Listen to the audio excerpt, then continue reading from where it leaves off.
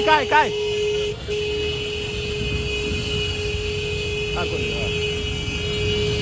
dugal lii mais xale bi li muy dawal kaay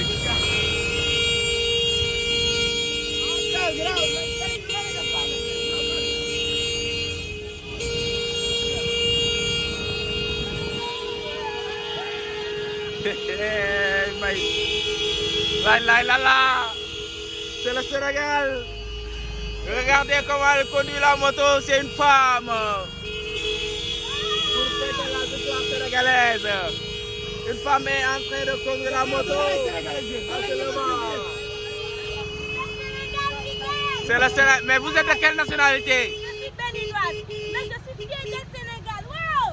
Mais c'est fou comment vous conduisez la moto là. Parce que je suis très fière. Vive l'Afrique, hein? Vive l'Afrique. Yéen a ko gisandoo nee na nationalité béninoise d'ailleurs ma ngay dawal di jóg di taxaw seetaan leen démonstration bi ànd nag ab maçon bu def ko sam ndeysaan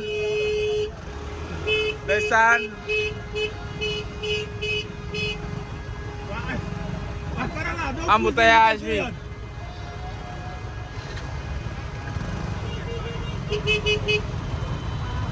waaw dimbali ñu ngi jëm Sëñ Tuubaa nga puus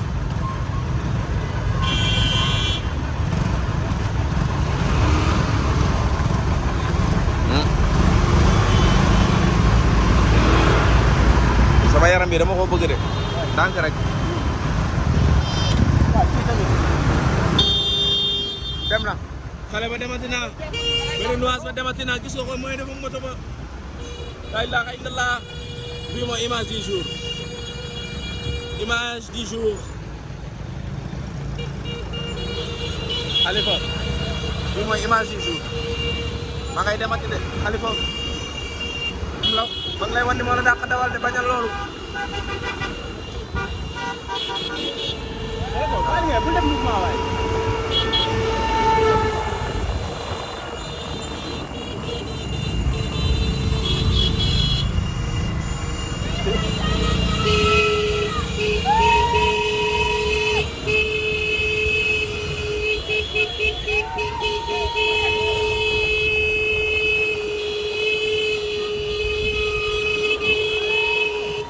la ilaha illallah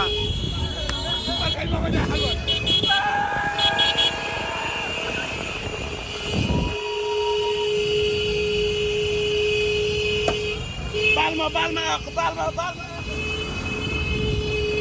oto mbale bi xanaa yëgoo leen ndam li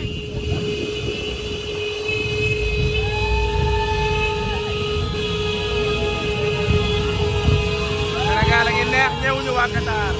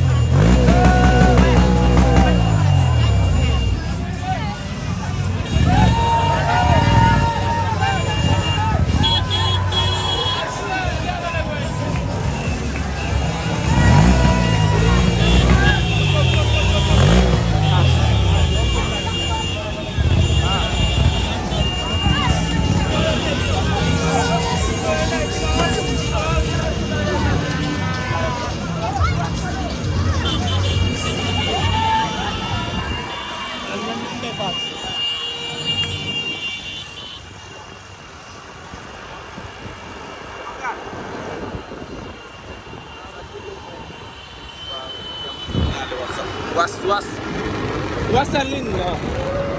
Le Sénégal s'est qualifié en huitième de finale en battant l'équipe très vitesse de Équateur. En 2 buts à 1.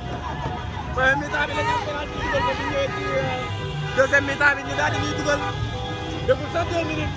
Une réaction forte de Kalidou Koulibaly. Ah ben fais attention. attention ñoo gën a tey la ilaha li neex na. sareet yi moto yi fas yi oto yi lépp ci biir c'est le Sénégal qui gagne. Grâce à cette équipe nationale, on respecte de plus en plus le pays du Sénégal. Le drapeau est maintenant connu, le vert, le jaune et le rouge, avec l'étoile au milieu. Le Sénégal est connu partout dans le monde à travers les belles réalisations de nos lions. Machallah, xale yaa ngi sigil dañu sagal ndeysaan gone yaa ngoog xale yi nit ma jàpp leen de day la te réew mi dañ ko xale yaa ngay ambiance xanaa waa Arabie Saoudite laa dégg doon ko dàq